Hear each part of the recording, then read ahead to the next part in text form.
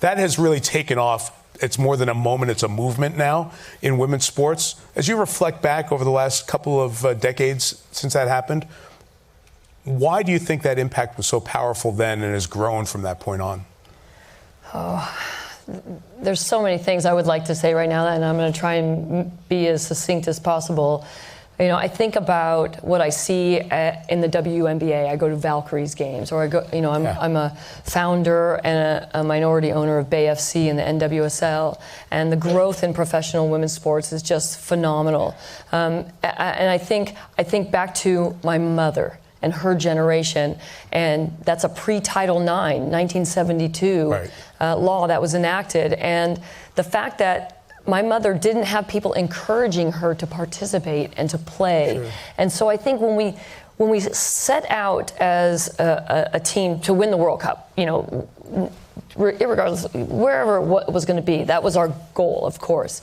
But when Marla Messing took over as leading the Women's World Cup Committee, and she said, we're going to do this big in a way that FIFA, one, didn't believe, and two, nobody had ever seen before. Right. It was just this surreal moment of they're coming to watch women's sports. And so I think 1999 was a seminal moment because nobody had ever dreamed or believed or invested in an event that would be so big like this before. And to be honest, we crushed it.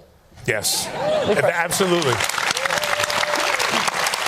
And the legacy is still going on. And as strange as it is, like, my story doesn't happen without your story. Like, I remember there's very few pivotal moments in your life that you remember exactly where you were sitting.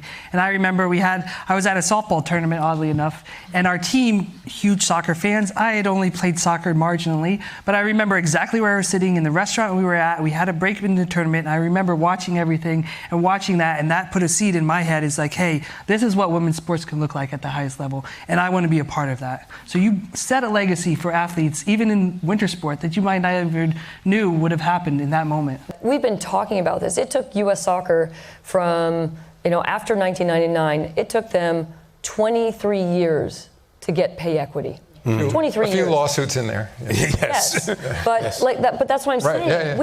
It was not overnight that 99 turned everything. It planted the seeds. It was a watershed moment. There was a lot of impact, but it took time, and it took a lot of people to be invested, like the resiliency that you had in your career to get to that fifth Olympic Games and win that gold medal.